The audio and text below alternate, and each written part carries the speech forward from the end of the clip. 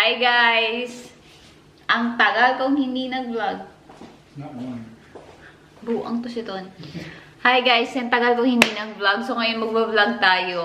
Siguro mag-iisang buwan ako hindi nag-vlog. Yung pinaka-last is yung March 15 ata. Yung pinaka-last ko yata is almost a month na. Kaya pero yung haul ko guys, yung dalawang haul na nasunod-sunod na napanood nyo, recently lang yun. Kaya medyo nangangapa ako. Kasi bago lang yun, few days ago lang.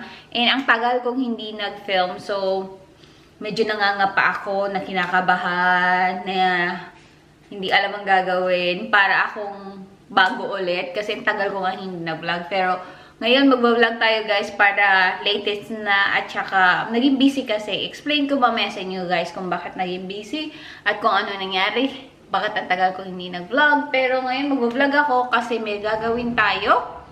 Tsaka,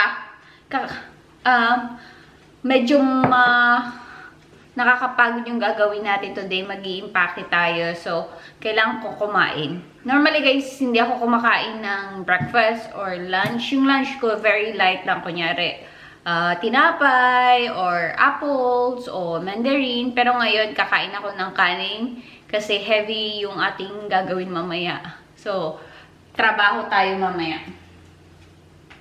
Iniinit ko lang guys yung aking food. Wait lang, kahit ako sa inyo. Yan. Ito ang ating pagkain. Wait lang nga, hindi makita. Paksiw na salmon, tapos nilagyan ko ng gata. Yun. Hindi ko alam, ano ba tawag doon? Ginataang salmon? Or paksiw na ginataan? Basta ganyan. Tapos meron ako ditong rice. Meet my chili. Ang aking chili plant. Yan, binili ko lang. Ay, hulog, muntik na hulog. Binili ko lang to guys.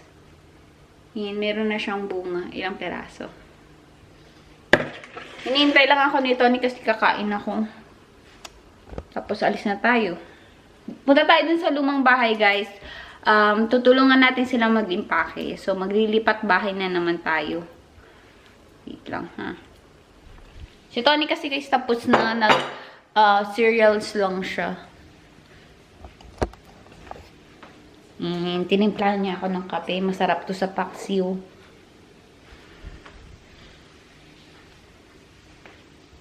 And yun.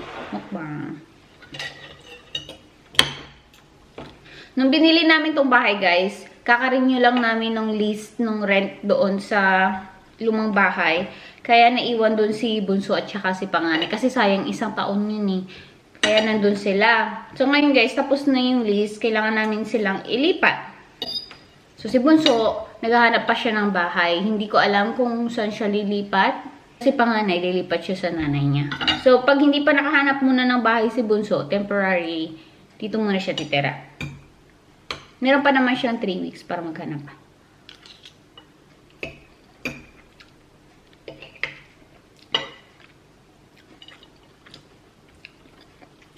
So, 3 weeks tayo guys maglilipat ng bahay. Kasi ang daming gamit doon nila. Wala na kami, may gamit kami doon, konti na lang.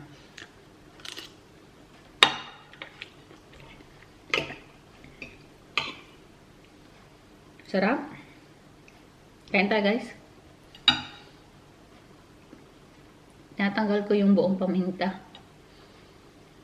I think March 15 nga yung last kong video. So, ano ngayon? 13, 14.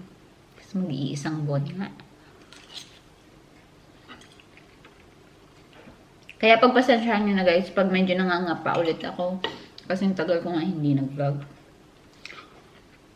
So, pinaksiw ko muna yung salmon guys. Tapos yung pag konti-konti na lang yung sabaw, nilagay ko yung gata.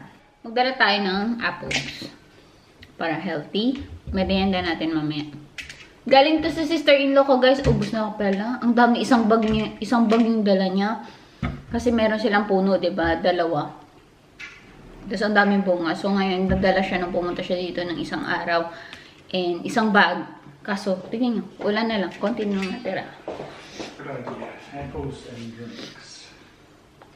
We did manage to eat all the apples, but the whole bag of apples, nakain natin lahat yun. That was so nice. Siguro dalawa or nakakadalawa or tatlo akong apples, guys. Kasi ang dami nga naming apples, tapos masarap yung apples nung nung sister niya.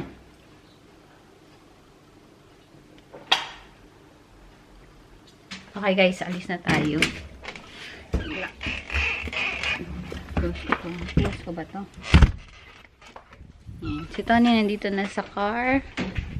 Wait na. Don't take this today. I'll still need it tomorrow. Okay. Okay, alis na tayo guys. Kaya hindi ako nakapag-vlog guys kasi when did you have your surgery, babe? 16? Arthroscopy. What is the procedure, babe? They just stick a thin camera in holes Yeah. in your knee, and they put gas in the joint and blow the joint up with gas Alright. so that things come apart. Okay. So, yun yung And then ginawa. they can see in the spaces. Yeah, so yun yung kanyang surgery, guys. Minor lang naman, di ba? Nothing, it's just a small. Hindi siya malaking surgery, guys. Pero, yan. So, may nilagay lang na camera sa loob ng kanyang knee kasi sumasakit recently yung kanyang knee surgery. So, pina-check namin kung ano nangyari. Bakit lagi siyang sumasakit. Yun yung ginawa, guys. Nilagay ng cameras. Hindi na kasi siya pwedeng i-MRI or scan kasi parang may metal sa loob. So, hindi pwede. Kaya, yun ang ginawa. Parang binutasan, tapos may pinasok na tubo para makita, nilagay ng camera para makita kung ano yung nasa loob. Kaya yun yung nangyari sa kanya, guys.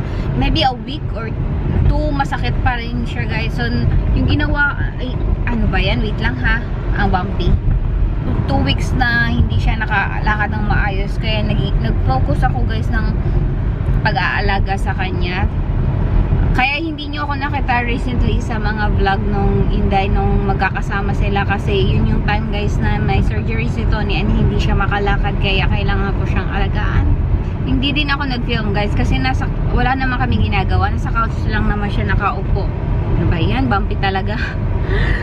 Nasa couch lang talaga siya nakaupo and wala naman akong ganap kaya hindi na rin ako nag-vlog. So, ngayon ulit tayo mag-vlog, guys, kasi okay na siya. Pero next month, meron siyang surgery. Yun yung malaki, guys. Yung sa knee niya. Kasi nag-collapse yung dati niyang knee replacement. Kailangan palitan ulit. Kaya, we're going to do it second time around. Which is not good. He'll be grumpy. Kasi he will be in pain. So, yun, guys, yung matagal na yung what? That's true. I might be grumpy. I'll be asleep. I'll be sleep. Dati kasi, guys, nung nagkaroon siya, nung nag-surgery siya, hindi mo siya mahawakan. Tapos, hala, kung ano na lang. Pag dinawakan mo siya, ano nga sabi niya? Kaway. Kasi nga, in pain siya. Ang grumpy niya. So, ngayon, the surgery would be next month. Tapos, yung healing process would be, how many months? Is it a month? 3 months? Yeah, 4 months maybe. Yun. So, malaki, guys, yung surgery kasi hindi siya makalakad. Yun ang gagawin namin next month. Yes, yun ang update ng buhay niya namin. Kaya hindi tayo nakapag-vlog ng maayos. So siguro yung mga time na si Tony may surgery tapos nasa couch lang, so, gagawin na lang natin luto vlog at saka mga story time or challenges na lang kasi hindi nga siya makalakad, guys. Wala, hindi for sure nasa bahay lang kami noon ng matagal. Siguro mga hindi ko alam, basta hindi ko alam kung ano gagawin natin, guys, pag nasa bahay lang tayo. Hindi ko alam kung paano mag-vlog. Anyway, kasi, guys, bibira lang ako mag-vlog pag may ganap lang. Kasi baka ma-board naman kayo pag walang ganap. And yes, so ngayon po tayong bahay. Lumang bahay, guys. Lumang bahay. Hindi na namin i-renew yung lease doon next month. Kaya kailangan nating ilipat ang mga bata. So nagtatanong guys kung kasama namin sa bahay yung mga bata. Hindi. Naiwan sila dun sa lumang bahay na dati namin tinitirahan. So ngayon, ilipat na natin sila. Kaya kailangan natin maglipat bahay. Si Bunso, hindi ko pa alam. Wala pa siyang bahay guys. So, magpapak lang kami kasi meron pa naman kaming 3 weeks. 3 weeks, right babe? To pack the stuff. Guys, nandito na kami sa lumang bahay. Pakita ko yung ginagawa nito. Inakit niya yung grapes na tumubo sa shed. Is it ripe, babe?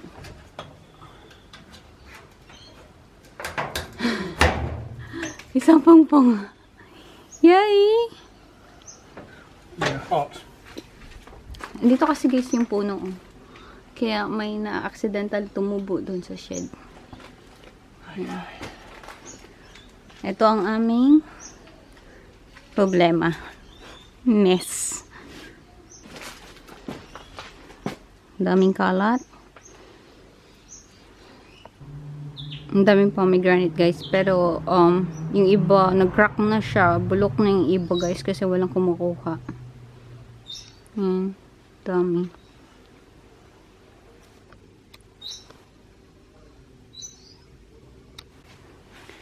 Hindi niya alam siya mag-uumpisa. Anyway, let's do this, baby. We can do this.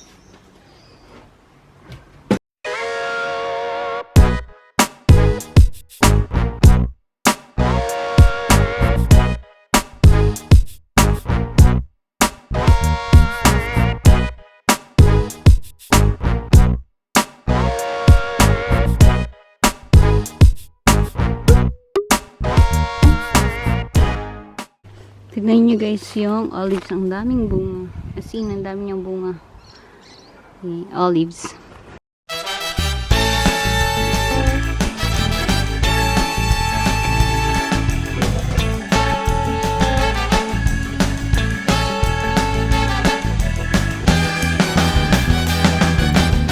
Okay, dok. First trip done. Doon yung trailer punong-puno. Tapos ito yung nasa loob ng bahay. Konti na lang sa amin yung nandun guys. Kay panganay na lang most of the stuff na naiwan. Gusto ko siyang tulungan maghalongkat guys. Kaso nga lang natatakot ako baka may ahas. Ayaw niya rin akong pahawakin kasi baka may ahas or kaya may gagamba. Yan. Kasi diba ang daming laman. So ako yung naging taga-buhat. Anyway, uwi na tayo. Hindi ko alam kung anong dinner. What would you like, but we don't have dinners. Don't have dinner? We don't have dinner. Wala pa kaming dinner, guys. Hindi ko alam kung anong gusto ni Tony sa Get dinner. any fish? We didn't do it. No, we didn't. Punta lang ako saglit sa supermarket, guys. Kukuha lang ako ng steak na dinner ni Tony.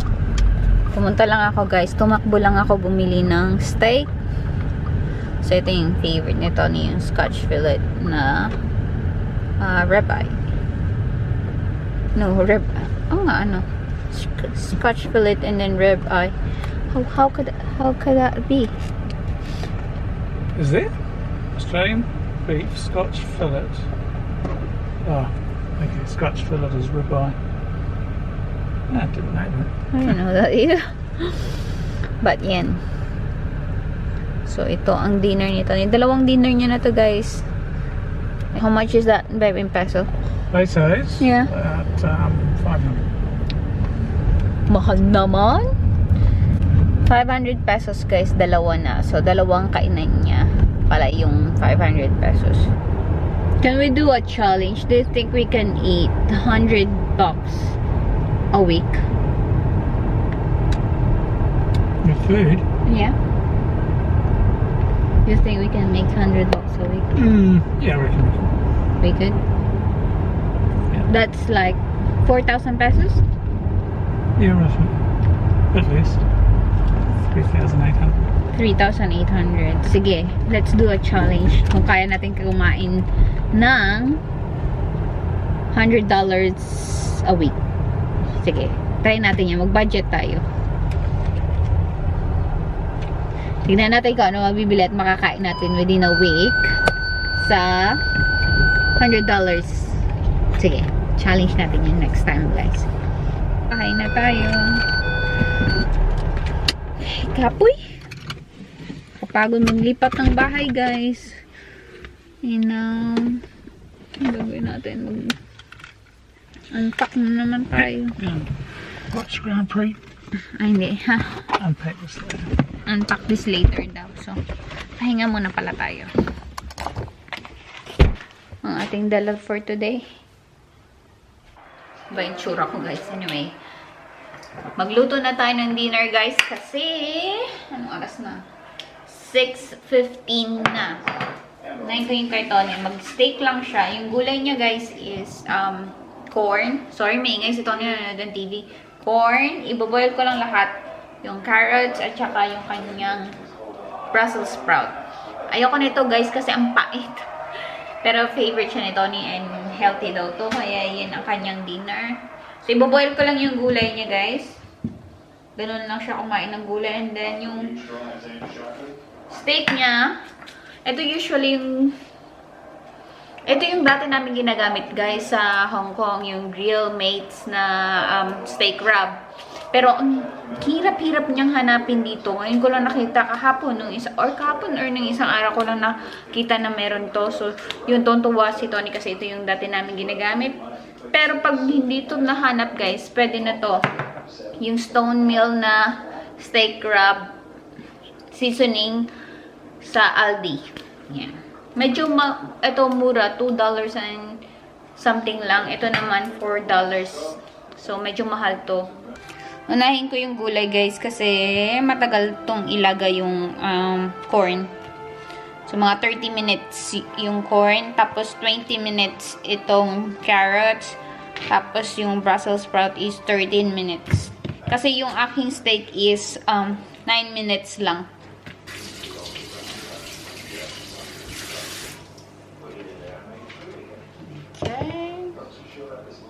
Tignan natin mag-boil, tapos lalagay na natin yung corn.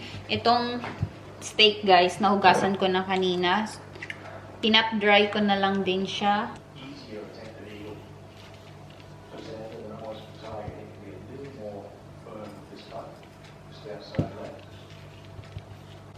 And then, kabila.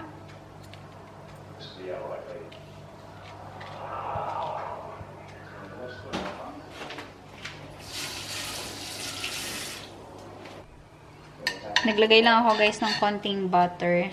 Ni-melt ko lang. And then, ipiprito na natin yung steak.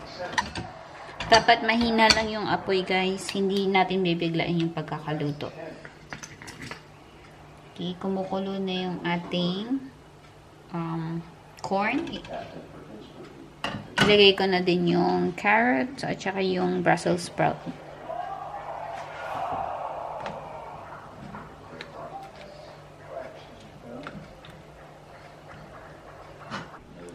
Pag ganyan yung itsura niya, guys, yung medyo nagba-brown na yung butter, tsaka na natin ilalagay yung ating steak. Okay. So, 5 minutes ang unang side, guys. And then, 4 minutes yung kabilang side.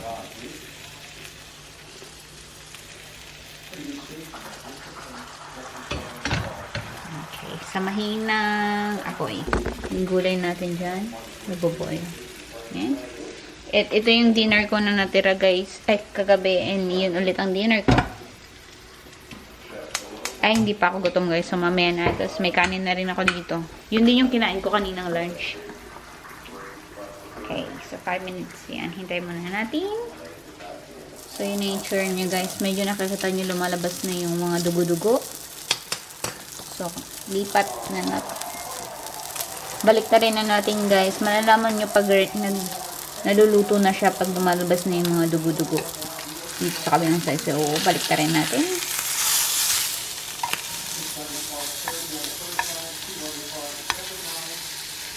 And then, 4 minutes. Laki, medyo malalaki kasi yung mga spices, kaya ganyan yan. Yan din yung gusto nito, no? Alam mo, pag luto na siya, guys, pag lumalabas na yung dugo, babaliktarin ko lang ng very quick para maluto lang yung dugo sa kabilang side. Maybe Leave it for 40 seconds lang. And then yun na, luto na. Depende sa inyo guys kung gaano nyo gusto lutuin yung steak nyo. Si Tony is medium well. So pink yung loob, walang dugo. Pinatay ko tuloy yung camera. So ayan na guys, luto na yan. Patayin ko na. And then patayin ko na din yung gulay. Lagay ko lang sa plate. And yun na yung dinner ni Tony. Ganun kadali.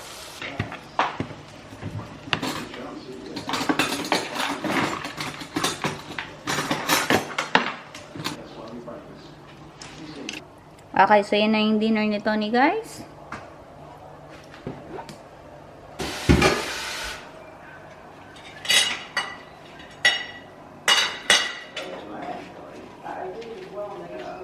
Ito yung aking dinner, guys. Spicy. Spicy. Spicy? Mm-hmm.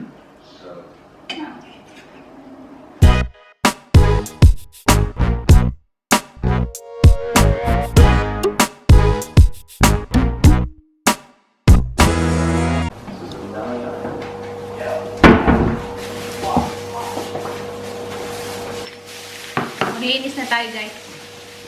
Kasay!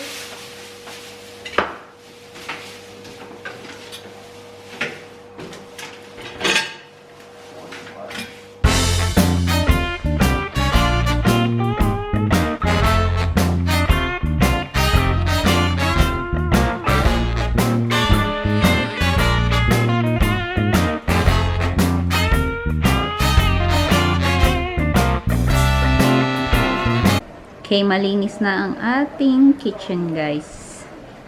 Tapos na yung kitchen, maliligo ako, guys, kasi alikabok. Ba? Wala si Tony. Dalhin ko kayo sa kwarto kasi maingay yung TV ni Tony dito. Close ko na lang to, guys. Kasi maliligo lang naman ako. Nagpalit ako ng towels.